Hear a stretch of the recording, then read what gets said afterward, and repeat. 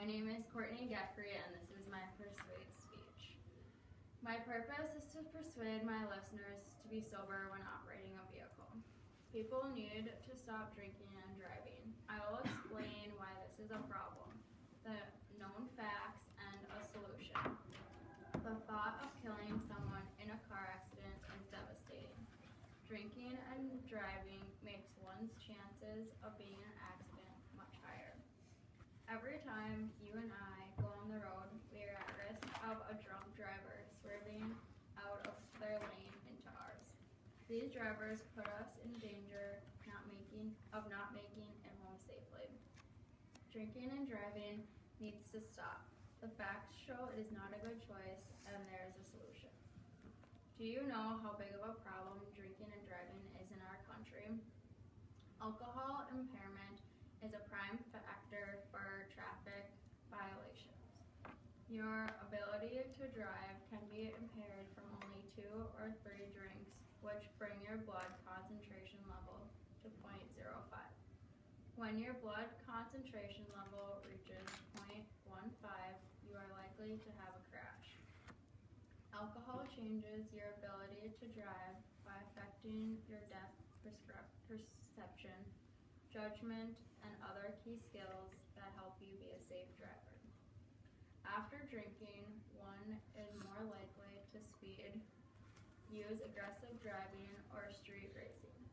After minutes of consuming alcohol, it moves through the stomach and small intestine. This slows the reaction of nerve cells. One problem is there are so many people that drink and drive. The spectrum is very broad when it comes to who will commit the offense. However, it is more likely for an unmarried, unemployed, or working class white or Hispanic male between 25 and 44. It is found that 1% of fatal crashes involved in alcohol happen on weekends compared to 15% that happen during the week. 3% of drivers at any time across America are not sober. That makes your family and friends that are also on the road at risk all the time. Anywhere from 1/3 to 3/4 of drivers that have been arrested for drinking impairment have already been picked up with the same offense. It is likely that 1/2 of the people charged with drunk driving will be charged again. Between 50 and 75% of people who have got their license taken away because of a DUI will continue to drive without a license.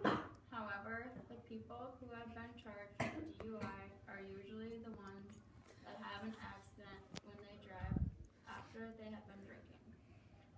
It is proven who is at the highest risk of having an accident after drinking. 1 out of every 3 people ages 21 to 24 with a blood alcohol level of 0.08% or higher are involved in a fatal crash in 2012. 29% of a fatal motorcycle crashes have been linked to drinking beforehand. The facts of driving with alcohol in your system can be shocking. In our country, drinking and driving is among the most common types of arrests made by our police. The number of alcohol-related crash deaths is about the same as the number of homicides in the United States. Vehicle crashes are the leading cause of death in teens, most of them being related to alcohol.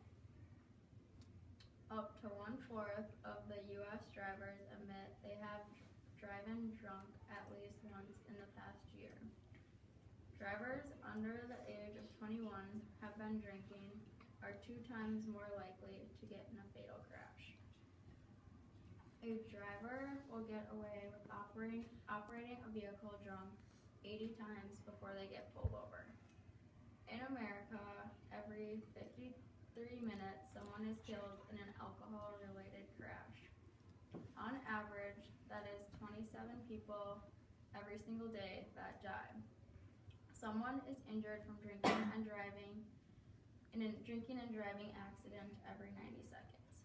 Each day, fewer than 4,000 people are arrested from drinking and driving. However, 300,000 people are driving drunk.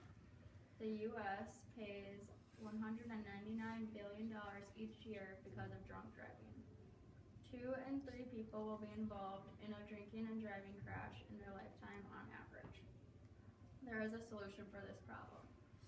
Researchers have found that designated drivers have saved about 50,000 lives and have spared more than thousands of people from acquiring and getting injured from drunk driving. A designated driver, known as a DD, is someone that agrees to stay sober so the rest of the party has a safe way of getting home. A DD will help family and friends in so many ways, like helping them keep their licenses, avoiding fines, staying out of jail, and even death. If the DD starts to drink, find a different way to get home safely, such as a taxi or a bus. Do not be scared to take someone's keys that you do not think should be driving. If you see a vehicle leaving, tailgating, driving slowly, or straddling the center line, the driver is probably drunk, and you should report it to the police. It is against the law to drive if there is blood content level greater than 0.08 in your system.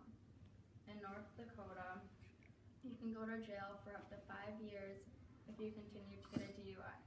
Repeated DUIs will suspend your license for up to 3 years and cost you $5,000. I hope you will not risk yours or other lives next time you are drinking by getting behind the wheel. Drinking and driving is a problem, therefore knowing the statistics of how dangerous it is will stop you from driving drunk. If we can prevent our chances of a crash by driving sober, why would we drink?